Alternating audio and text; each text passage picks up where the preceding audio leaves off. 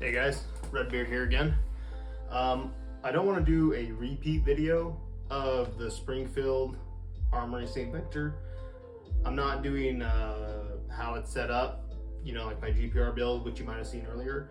I just want to do a straight up review of this rifle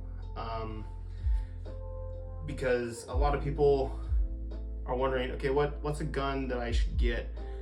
And me personally, I'm kind of on the route of, I don't want super high end, but I don't want the bottom of the barrel either. I want middle of the road, buy once, cry once type of rifle. And I treat that pretty much for all the things that I buy. Money's tight recently, and we all have our hobbies that we want to do, and you got to maximize your budget. For example, this is one of my side hobbies. So money takes up a lot of priority in people's lives, so you need to spend it wisely.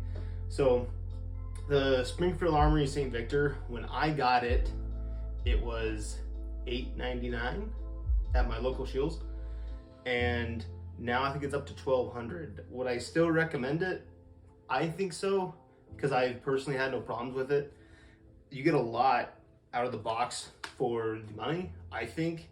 One of the biggest things I think is the reliability.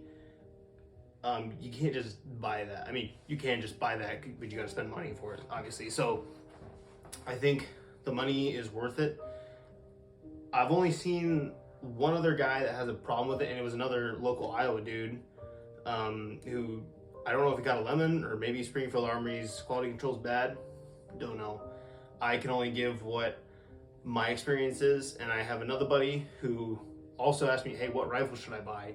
And I said, I have had no issues with mine. I can help you advise. I can advise you on other guns, but I'm not gonna tell you because I haven't shot all the guns that I'm gonna recommend.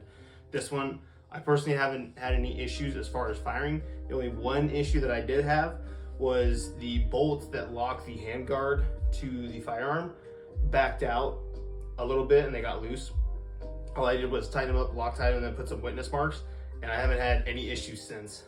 So I don't think that's a huge deal. It's pretty common for bolts to back out over time. It's just physics. It's the way it works. So overall, this rifle performs really well. It is, I don't want to say sub MOA, but it's really darn close to one, if not just a little more. I think I could get a lot better accuracy out of it, but I just shoot M855 green tip, which is not super accurate ammo, because I just buy bulk and I shoot. So you can probably get pretty good accuracy out of this. Let's just say the gun will outshoot you, so we'll leave it at that. But going back to you get a lot of gun for the money. You get a awesome proprietary Springfield muzzle brake, which has ports on the side which dampen the blast, and then has two compensator holes on the top which forces the muzzle down. So this gun shoots incredibly flat, like incredibly flat.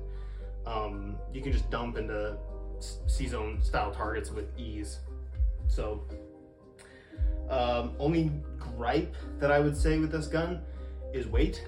It is heavy, especially in the way it's set up, but just base, it's heavier than most, because I mean, you get a full metal M-lock handguard. They tried to cut weight with taking the Picatinny off the top, which I don't find as a problem. Some people might.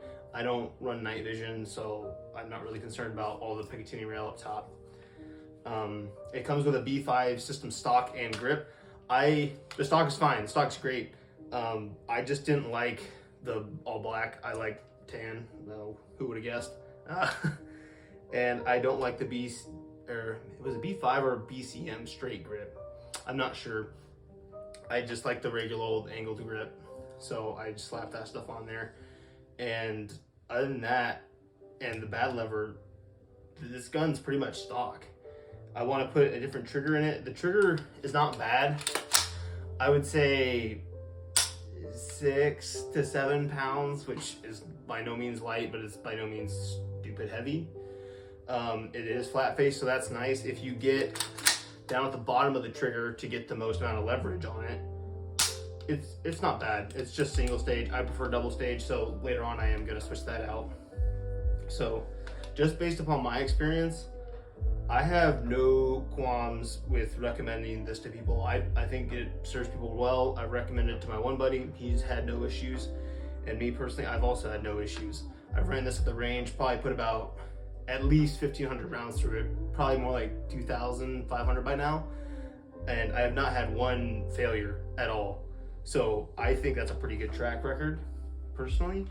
But you know, people might be like, oh, you have to shoot at least 3,000, 5,000 before you recommend it. It's probably true, but in this day and age, not a lot of people have that kind of money. So yeah, if you're looking for a rifle, I think the Springfield Armory St. Victor, the 16-inch, which is the variant I have in 5.56, is a win in my book. Besides the weight, that's about it. You know, it's a good rifle. It'll do its job, and you know, it's just simple. So thank you guys for watching and putting up with me for another video, and catch you later.